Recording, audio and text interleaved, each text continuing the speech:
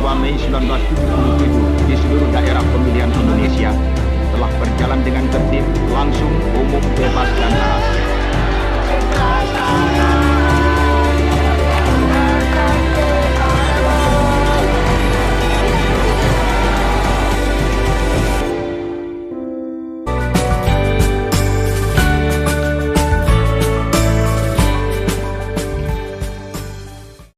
Buku Sejarah kelas 12 tahun 2022.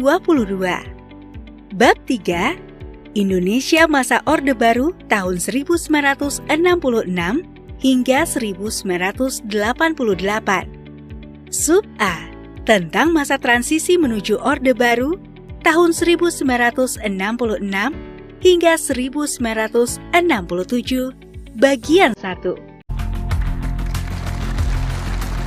Nah, di video kali ini kita sedikit bahas sejarah ya, yaitu tentang kemunculan Orde Asli, Orde Lama, dan Orde Baru.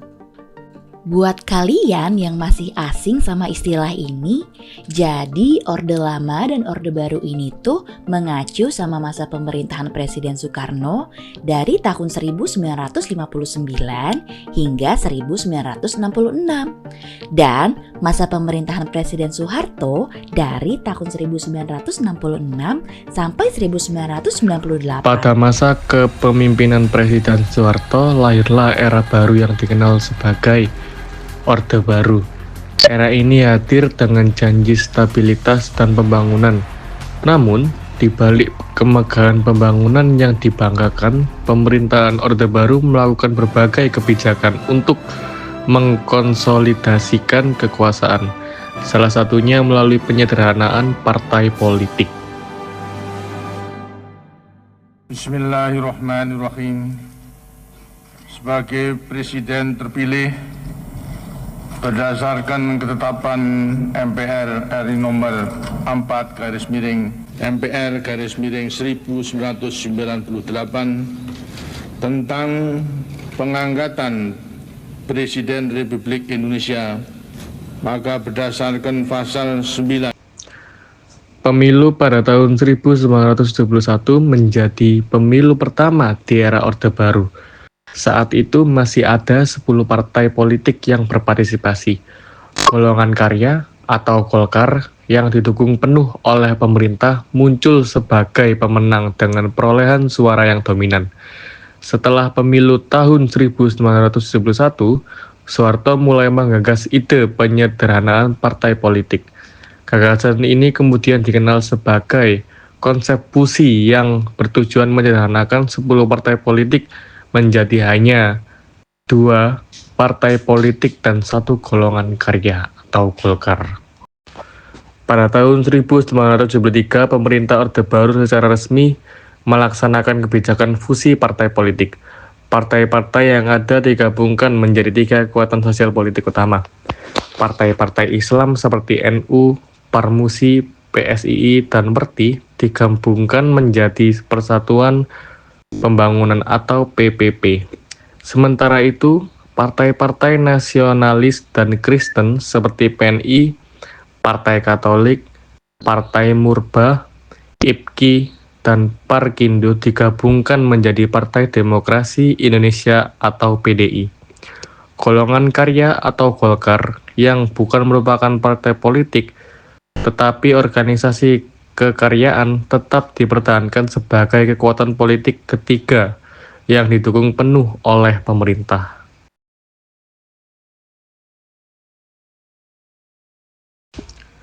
Penyederhanaan partai-partai politik ini dilakukan dalam upaya menciptakan stabilitas kehidupan berbangsa dan bernegara.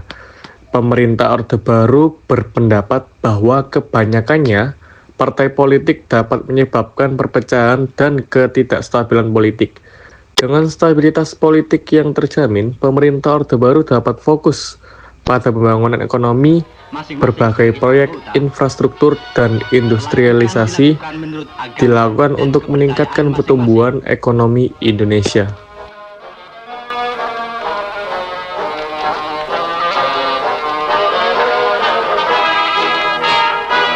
Dalam amanatnya, Presiden Soeharto menegaskan bahwa adanya lembaga pemilihan umum adalah sesuai dengan ketetapan MPRS. Pemilihan umum tidak bertujuan merombak struktur dan politik negara, akan tetapi untuk mencapai demokrasi yang sehat dalam segala bidang kehidupan negara kita berdasarkan falsafah Pancasila dan Undang-Undang Dasar 45. Upacara ditutup dengan ucapan selamat Presiden kepada para anggota Lembaga Pemilihan Umum yang baru dilantik, diikuti oleh para Menteri Kabinet Pembangunan serta undangan lainnya. Selama masa Orde Baru, pemerintah berhasil melaksanakan 6 kali pemilihan umum. Dalam setiap pemilu yang diselenggarakan, Golkar selalu memenangkan pemilu dengan memperoleh suara yang dominan. Pada pemilu tahun 1997, yang merupakan pemilu terakhir masa pemerintahan Orde Baru, Golkar memperoleh 74,51% dengan perolehan 325 kursi di DPR. Adapun PPP memperoleh 89 kursi dan PDI hanya mendapat 11 kursi di DPR. Kebijakan penyederhanaan partai politik bertahan hingga berakhirnya pemerintahan Presiden Soeharto pada 21 Mei tahun 1998. Krisis moneter yang melanda Indonesia pada tahun 1997 menjadi katalisator bagi gerakan reformasi yang menuntut perubahan sistem politik. Pada tanggal 21 Mei tahun 1998, di tengah tekanan politik yang semakin besar, Presiden Soeharto akhirnya membacakan surat pengunduran dirinya. Berakhirlah era Orde Baru yang telah berkuasa selama 32 tahun. Berhenti dari jabatan saya sebagai Presiden Republik Indonesia.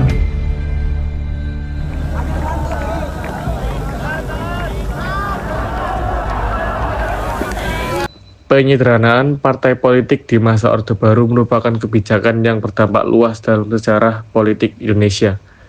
Kebijakan ini berhasil menciptakan stabilitas politik, namun dengan mengorbankan kebebasan politik dan partisipasi masyarakat.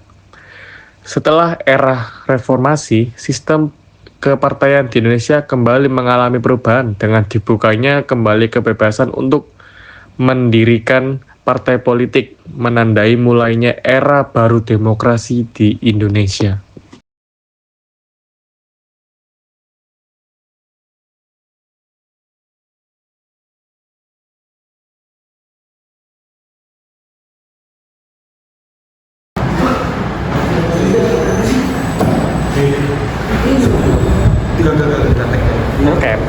Kalian ingin bukan seorang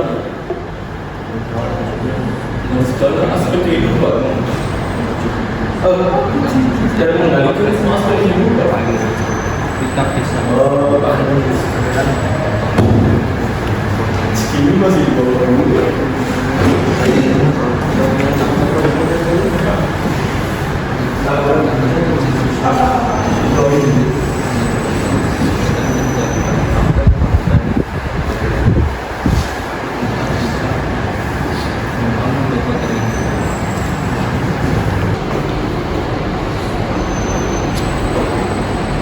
Saudara-saudara, kita telah sepakat untuk memajukan politik Indonesia.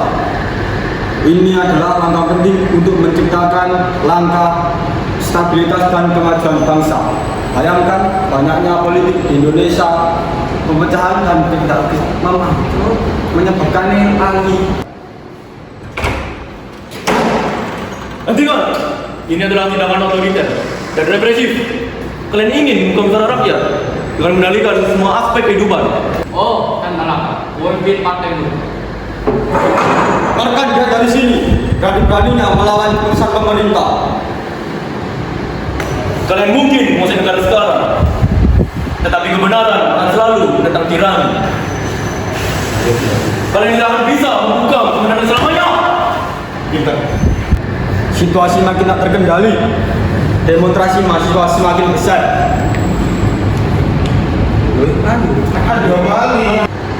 Situasi makin tidak terkendali, demonstrasi mahasiswa semakin besar.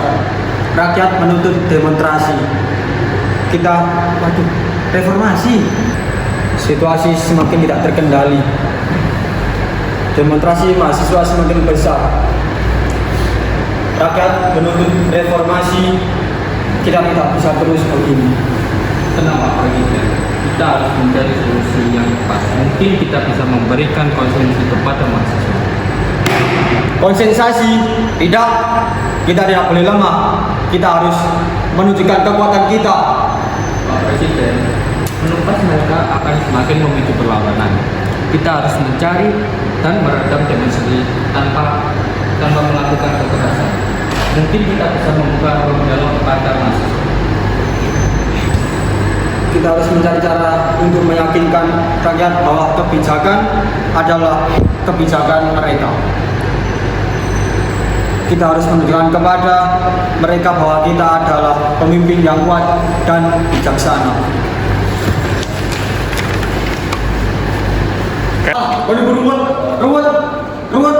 Ruwet sisa, malah aku yang keluar. Bisa, aku guni. Saya telah memutuskan untuk mengundurkan diri menjadi presiden. Saya berharap bisa menentukan jalan yang benar di masa depan. Pak Presiden, ini adalah keputusan yang berat. Semoga Indonesia bisa menemukan jalan yang benar di masa depan.